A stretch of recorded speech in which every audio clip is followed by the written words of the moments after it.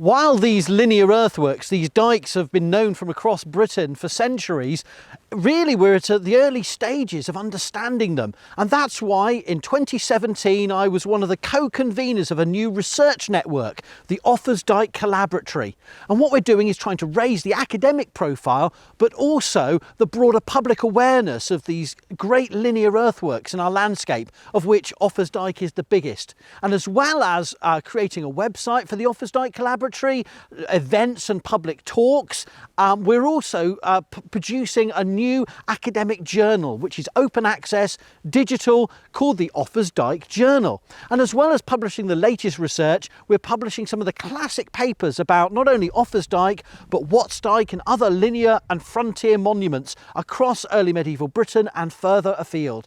In other words, we're creating a new environment in which new research can take place, fresh perspectives can be shared, and new, broader public understanding of these monuments can take place. And hopefully it'll mean that these fragile monuments are better understood for future generations.